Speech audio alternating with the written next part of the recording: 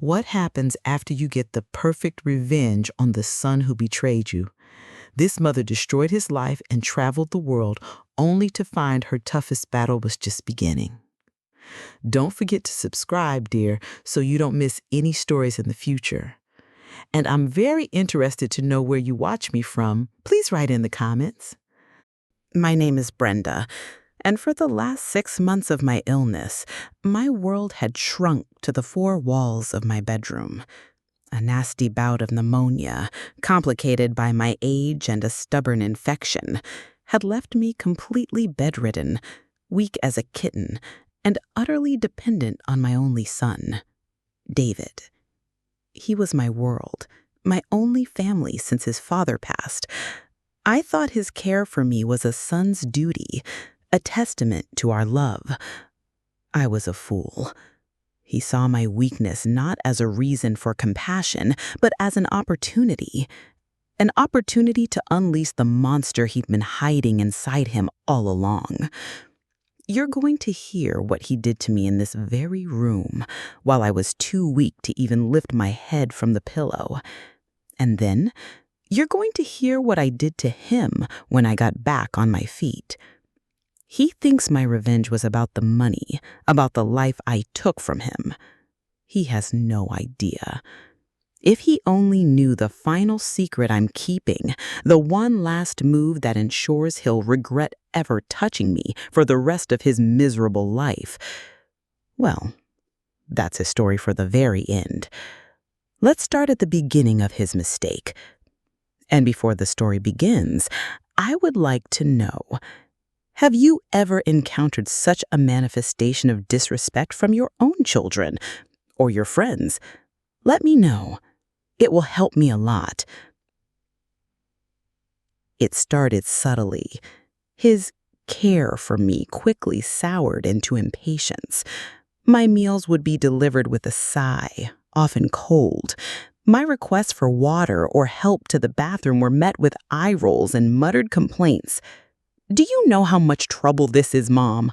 he'd say, his voice laced with a resentment that cut me deeper than any physical blow. I have a life too, you know. I can't just be here waiting on you hand and foot. His life, as far as I could tell, consisted of sleeping late, playing video games, and borrowing money from me for his investments, which never seemed to materialize. I had always supported him, given him everything I could. Now, in my hour of need, I was a burden. A weak, sick old woman, as he once called me when he thought I was asleep. The first time he hit me, it was almost casual. He was angry about a bill he couldn't pay. He'd come to my bedside, demanding I give him the PIN code for my savings account. I refused, telling him that was my emergency fund. "An emergency. This is an emergency," he shouted, his face turning dark. "I'm the one taking care of you. I'm entitled to it." When I refused again, his hand shot out and he backhanded me across the face. It wasn't hard, but the shock of it, the sheer, unthinkable violation, left me breathless. He stared at his own hand as if surprised by what it had done, then stormed out of the room. He didn't apologize. Not then, not ever. That was the day the love in my heart from my son began to curdle into something else. Fear, yes, but also a cold, hard knot of something I hadn't felt in years. Rage. The abuse escalated. It was never about wild, uncontrolled beatings. It was about power. When he was frustrated with his life, with his own failures, he would take it out on me. A shove when he was helping me sit up, a grip on my arm that was too tight, leaving bruises that bloomed like ugly flowers on my skin. He'd withhold my pain medications sometimes, just for a little while, to watch me suffer, to remind me who was in control. "See," his eyes would say, even when his mouth was silent, "you're weak. You're nothing without me." I couldn't call for help. He kept my phone charging in the other room, always just out of reach. My old friends who called were told I was sleeping or not up to talking. He had isolated me completely. I was his prisoner, trapped in my own sickbed, at the mercy of the monster I had raised. And I lay there, day after day, week after week, taking it. I smiled when I had to. I ate the cold food. I endured the pain and the humiliation. But inside, I wasn't just surviving. I was observing. I was recording every slight, every bruise, every cruel word in the ledger of my mind, and I was making a promise to myself. When I get better, when I get my strength back, you will regret this, David. You will regret ever touching me for the rest of your miserable life. The doctors had called my recovery a miraculous. They didn't know what was fueling me. It wasn't medicine. It was pure, unadulterated rage. The day I could finally walk on my own, leaning on a cane but steady on my feet, was the day my new life began. David was oblivious. He still saw me as the weak, helpless creature he'd been tormenting for months. He didn't notice the new hard glint in my eye, the way my hands no longer trembled with weakness, but with a barely suppressed energy. He was in the living room watching TV, his feet propped up on my coffee table when I walked in, fully dressed for the first time in half a year. "What's this?" he asked, annoyed at the interruption. "You're out of bed." "Yes, David, I am. And we need to talk." He rolled his eyes. "If this is about money again." "Oh, it's about money," I said, a slow smile spreading across my face. "It's about all of it. Your access to my accounts are now frozen. And this nice young man," I stepped aside to reveal a large uniformed police officer standing just behind me in the doorway, "would like to have a word with you about assault against a vulnerable adult." The look on David's face, the pure unadulterated shock and terror, was the first delicious taste of the payback that I've been planning for months, and it was only the beginning. The silence in my house after they took David away was absolute. It was the kind of deafening quiet that follows a massive explosion. For 6 months, this house had been my prison, filled with his sighs of impatience, the sound of his video games, and the terrifying shuffle of his footsteps approaching my room. Now it was just silent. And in that silence, I did not feel grief or regret. I felt power. Cold, clear, and absolute. The power of a woman who had taken back control. The legal process began immediately. David, from his holding cell, made his one phone call to me. I let it go to voicemail. His message was a frantic, incoherent jumble of apologies, accusations, and disbelief. "Mom, what have you done? You can't do this. I'm sorry. Just tell him it was a misunderstanding. Tell him you're confused." Confused, that had been his weapon against me for months. Now it was his only pathetic defense. I saved the message. It would be excellent evidence of his character for the district attorney. I met with the prosecutor the next day, a sharp, no-nonsense woman named Miss Chen. I showed her the photos of the bruises on my arms that I had secretly taken with my old cell phone when David was out. I played her his voicemail. I calmly, and without a single tear, recounted the months of intimidation, neglect, and physical abuse I had endured while I was at my most vulnerable. "He controlled my medication," I explained, my voice even. "He controlled my access to the phone, to my friends. And yes, he hit me, not just once. He thought I was weak, that I would break, that I would just give him everything to make it stop." Miss Chen listened, her expression growing colder and harder with every word I spoke. "Mrs. Jackson, What you have described is a clear and severe case of elder abuse. We will be pursuing the maximum possible charges." "Good," I said. That was the first part of my payback. Justice. Cold, impartial, and unavoidable. But the theme of my story, the promise I had made to myself, was to make him regret it double. The law would handle his crime. I would handle his future. While David sat in a county jail, unable to make bail because his primary source of funds, me, had suddenly and irrevocably dried up, I began the second phase of my plan. I started by assessing the financial damage. I hired a forensic accountant, a quiet man with eyes like a hawk, to go through my finances for the past year. What he uncovered was sickening but not surprising. David hadn't just been borrowing money, he had been systematically draining my accounts. He'd used my credit cards for online gambling, for expensive gadgets, for a lifestyle I had no idea he was living. He had taken out a second mortgage on my fully paid-off house, forging my signature, and had squandered a significant portion of that money on a can't-miss cryptocurrency scheme that had, predictably, vanished into thin air. He hadn't just been abusive because he was stressed. He had been abusive because his greed had spiraled out of control, and his sick, bedridden mother was the easiest, most convenient obstacle to remove from his path to her money. The accountant's report was a thick, damning document that I handed over to Miss Chen to add to her case against him. But it was also my personal roadmap for revenge. My son had always believed this house, my savings, his father's pension that I had so carefully managed, that it was all, eventually, his birthright.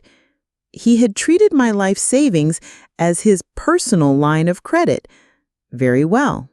It was time to close that line of credit, permanently. My first call was to my financial advisor. I liquidated every single stock and bond that David had known about, the ones he was likely counting on for his future inheritance. I took the proceeds and, on the advice of my new lawyer, placed them into an ironclad, irrevocable trust, a trust with very specific instructions. My second call was to a real estate agent.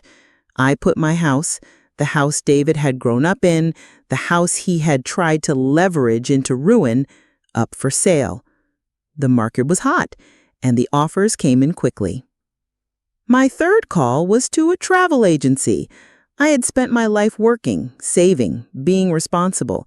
I had never seen the world. I had always dreamed of seeing the pyramids in Egypt, of walking the streets of Paris, of seeing the cherry blossoms in Japan. David's betrayal, in a strange way, had given me a gift, the ruthless permission to finally live for myself. He found out, of course. His public defender must have informed him of the sale of the house. I received a desperate, handwritten letter from him, smuggled out of the jail. It was full of anguish. "The house. Mama, you're selling our home? Where will I go when I get out? Where will we live?" We? The audacity of that word, after everything he had done. I didn't write back. I simply took his letter, along with the accountant's report and the photos of my bruises, and placed them in a file labeled Consequences. The second part of my revenge wasn't about a single dramatic act. It was about a quiet, systematic dismantling of the future he had taken for granted. He had beaten me, thinking I was weak and that my life was essentially over, a resource for him to plunder. I would respond by showing him that my life was just beginning and that his future, the one he had tried to steal, no longer existed. He would get out of jail one day and he would have nothing. No home, no inheritance, nothing but the consequences of his own actions. That was the second part of his payback, and I felt it was perfectly proportional. The first time I saw David after his arrest was at his bail hearing.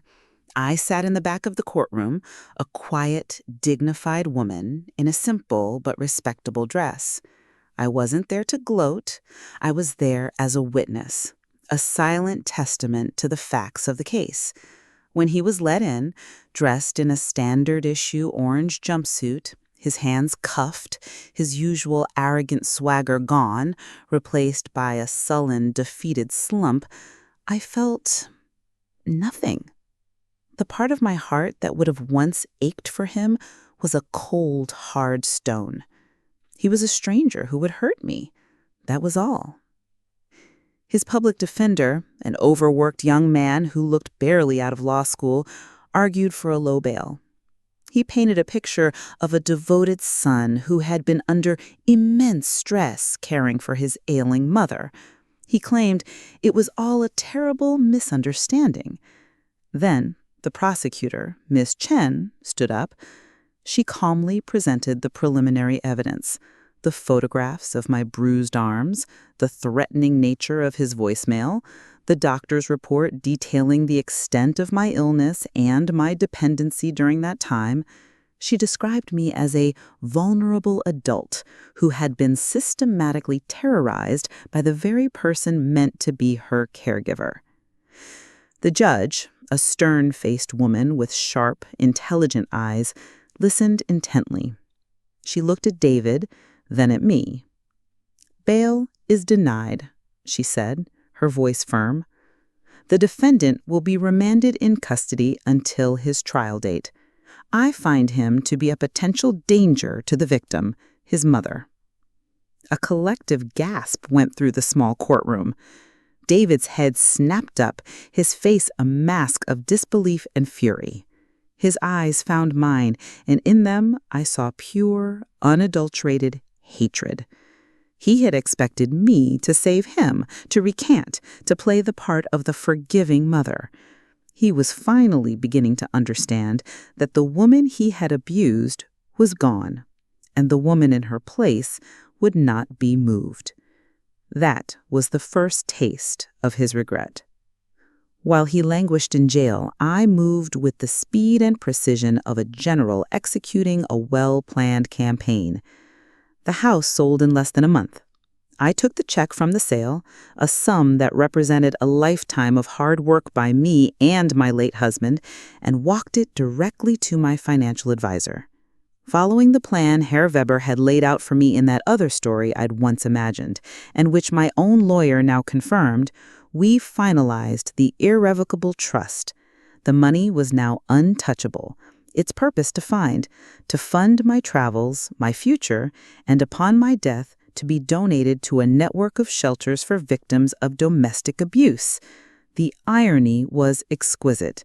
The very money he felt entitled to would now be used to help women escape men exactly like him. I packed my life into 2 large suitcases. I gave away the furniture, the dishes, the relics of a life that no longer existed. I kept only a few photographs of my husband and one of my son as a happy, innocent little boy, a reminder of who he had been before the monster inside him had taken over. David's trial was scheduled for 3 months later. I had no intention of being there. My testimony had been given in a deposition. My part in the legal process was done. Miss Chen had a rock-solid case. Justice would take its course.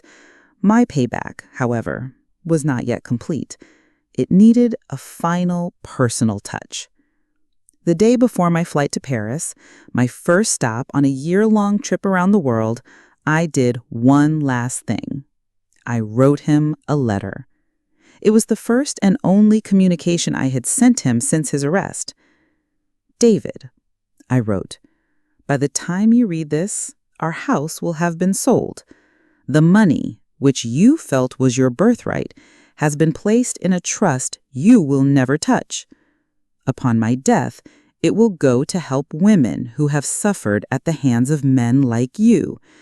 This is the consequence of your actions." The second consequence is your trial. I will not be there, but my testimony stands. You will face the justice system for the physical pain you inflicted on me. But the third consequence, the truest part of your payback, is this. When you spit on me in that other story, I imagined a mother cutting her son out of her life. When you beat me in this one, you didn't just bruise my skin. You severed the very cord of love that bound me to you. You killed the mother in me who would have forgiven anything. That woman is gone, and in her place is a stranger who will never speak your name. You regret touching me now, I'm sure, not because you are sorry, but because you have lost everything. I want you to sit in your cell and think about that. You had a mother's unconditional love, and you traded it for nothing. That is your life sentence and my final gift to you. Goodbye. I mailed the letter. Then I went to the airport. As the plane took off, lifting me up and away from the life I had known, I didn't look back. I looked forward, toward the lights of Paris, toward the pyramids of Egypt, toward the cherry blossoms of Japan. I felt no sadness, no guilt, only the cold, clean, liberating feeling of a debt finally being paid in full. He thought I was weak. He was finally learning, in the starkest way possible, just how strong I truly was. Paris in the spring was everything the postcards promised. The scent of blossoms hung heavy in the air. The city's grand Haussmannian buildings glowed golden in the afternoon sun. And the quiet murmur of French conversation was a soothing balm to my frayed nerves. I had a small, elegant apartment with a view of the Luxembourg Gardens. I spent my days visiting museums I'd only ever read about, sitting in cafes, sipping wine and watching the world go by, and walking for hours along the Seine. It was beautiful, it was peaceful, and it was utterly, profoundly empty. The revenge, my double payback, had been a spectacular success. My lawyer, Miss Chen, had kept me updated. David's trial had been swift. Faced with the mountain of evidence, my testimony, the photos of my bruises, the forensic accountant's report on his financial exploitation, his public defender had advised him to take a plea bargain. He was convicted of felony elder abuse and fraud, sentenced to 7 years in state prison with the possibility of parole after 4. 7 years. It felt like a lifetime and like nothing at all. The second part of my revenge, the financial one, was also complete. The house was sold, the money was secure in my trust, funding this new, untethered life of mine, with the remainder earmarked for those charities. He had nothing, just as he had left me when he thought I was at his mercy. I had won. Utterly. Completely.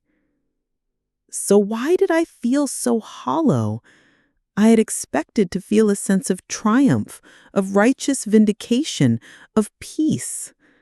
Instead, I just felt quiet. The fire of my rage, which had fueled me for months, had burned itself out, leaving behind a cold gray ash. I had destroyed his life, yes, but he was still my son, and I was still his mother. And there was no escaping the grief of that terrible, undeniable fact. I walked through the Louvre, staring at masterpieces, but all I could see was the look of disbelief on David's face when the police officer had put the cuffs on him.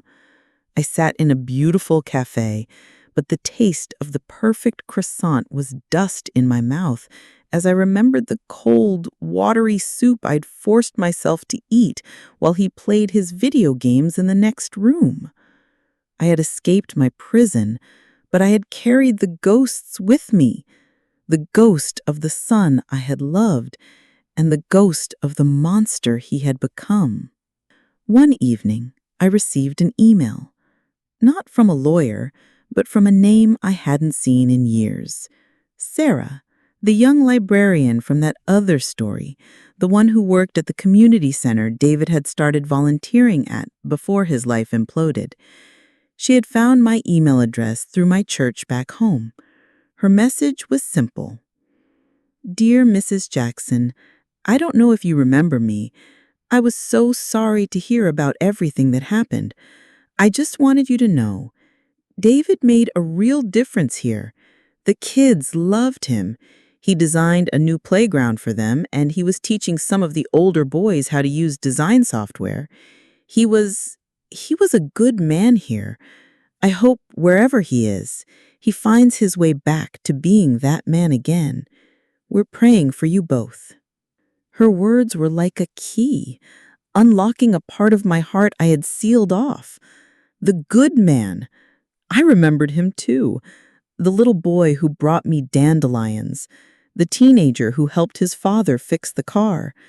The young man who had promised to take care of me. Where had that man gone? What had twisted him into the creature who had hurt me so terribly? My revenge had been about justice, about consequences, but it hadn't answered that fundamental, agonizing question. It hadn't brought me peace. It had only brought me silence. That night, for the first time in almost a year, I truly wept. Not tears of rage or self-pity, but tears of profound, bottomless grief. Grief for my son, for his lost potential, for the good man buried somewhere inside the monster. Grief for myself, for the mother who had been forced to become an executioner. Lying there in my beautiful Parisian apartment, a world away from the life I had known, I realized the truth. My revenge hadn't been double, it had been triple. I had destroyed his life, yes. I had destroyed his future inheritance. But in the process, I had also destroyed a part of myself, the part that knew how to love without a wall of ice around it. I had thought that getting away, seeing the world would be my salvation. But you can't outrun your own heart. My journey wasn't over. In fact, the hardest part was just beginning. The legal battles were won, the financial security was established, but my revenge had left me with the most difficult task of all, learning to live with the victory, learning to live with the silence, learning to find a way to let the ashes of my rage cool and see if anything at all, could ever grow there again.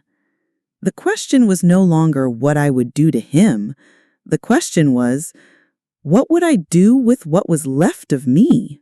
My travels continued after that night in Paris, but their nature changed. I was no longer a tourist, mindlessly ticking off landmarks from a list. I became a pilgrim searching not for a holy site, but for a sense of peace, for a way to quiet the ghosts I had carried with me across the ocean. The email from Sarah, the librarian, had been a small stone tossed into the stagnant pond of my vengeful satisfaction, and the ripples were unsettling my carefully constructed world. He was a good man here. Those words haunted me. I walked through ancient temples in Kyoto, the air still and serene. I hiked through the stunning, rugged landscapes of New Zealand, my body growing stronger, my lungs filling with clean, pure air. With every step, with every new vista, I felt the hard, icy shell of my rage begin to thaw, revealing the profound, aching grief beneath. I had won. I had destroyed David's life as surely as he had tried to destroy mine. But what had that victory cost my own soul? I realized my revenge, as perfectly executed as it had been, had kept me tethered to him, to the abuse, to the memory of that sick room. My Every action had been a reaction to him. My new life, my freedom, had been funded and fueled by his betrayal. I had escaped my physical prison only to build a new one in my mind, a fortress of righteous anger. And it was a lonely place to live. The turning point came in a small, quiet town on the coast of Portugal. I was sitting on a cliffside, watching the waves crash against the rocks below, a relentless, timeless rhythm. And I finally allowed myself to truly mourn. I mourned the son I had raised, the sweet boy who had somehow, somewhere gotten lost. I mourned the mother I had been, the one whose love had been twisted into a weapon. And I mourned the woman I was now, a victor who felt hollow, a survivor who had forgotten how to live for anything but the fight. It was there, on that cliffside overlooking the vast, indifferent ocean, that I made a new decision. My revenge was complete. It was time to stop reacting to David and to start living for Brenda. It was time to go home, not to the old house filled with ghosts, but to a new life, one I would build for myself, on my own terms, with my own purpose. I didn't move back to my old city. I settled in a small, quiet coastal town in North Carolina, a place of salt marshes and seabirds, a place that felt peaceful, healing. I bought a small, modest house with a porch and a garden. And with the considerable funds remaining in my trust, I started the second, more important phase of my new life. I remembered Sarah's email and the community center where David had found a flicker of his better self. It gave me an idea. I established a small foundation, a quiet one, with no fanfare. The Second Chance Fund. Its mission was simple: to provide funding for small, under-resourced community centers that offered mentorship programs for at-risk young men, programs focused on anger management, financial literacy, and vocational training. It was my anonymous, silent attempt to create more places where boys like David could find help before they turned into the monsters their worst impulses threatened to make them. And what of David? I knew his parole hearing was coming. My lawyer, Miss Chen, kept me informed. I did not attend. I did not write a letter in his support nor against him. His fate was his own, a consequence of his actions. To interfere now, either with mercy or with more vengeance, would be to re-engage in the old, toxic dance, and I was done dancing. He was granted parole after serving 4.5 years. I heard through my old church grapevine that he was released to a halfway house, that he was working a menial job, that he was quiet. He never tried to contact me, and for that I was grateful. He was finally respecting the boundary I had drawn. My life found a new, gentle rhythm. I worked with my foundation, read reports from the community centers we funded, found a quiet satisfaction in the small victories of others. I made new friends. I joined a pottery class. I walked on the beach every morning.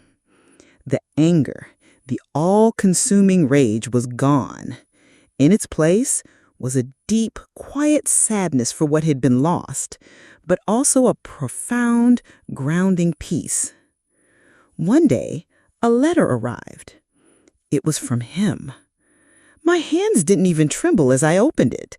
It was short. It wasn't an excuse, not a plea for forgiveness or money. It was simply an apology. "Mom," it read, "I know I have no right to ask for your forgiveness. I will likely never forgive myself. But I want you to know that I am sorry for the pain, for the fear, for the bruises, for destroying your trust. I was a monster. I am trying every day to be a better man. Thank you for everything you ever did for me, even when I was at my worst. I hope one day you find peace." I folded the letter and put it away. Forgiveness. It was such a complicated word. Could I forgive the act? Never. The memory of his hand, his sneer, was a scar on my soul. But the man, the broken, foolish, lost man who was my son? Perhaps forgiveness wasn't about wiping the slate clean. Perhaps it was simply about letting go of the hate, the rage, the need for any more payback, acknowledging the wound but refusing to let it poison my future. I didn't write back, but as I sat on my porch watching the sunset paint the sky in hues of orange and purple, I felt the last tight knot in my heart finally, gently release. He was on his path. I was on mine. And my life, my real life, the one I had built from the ashes of betrayal, was beautiful, and it was mine. And it was enough.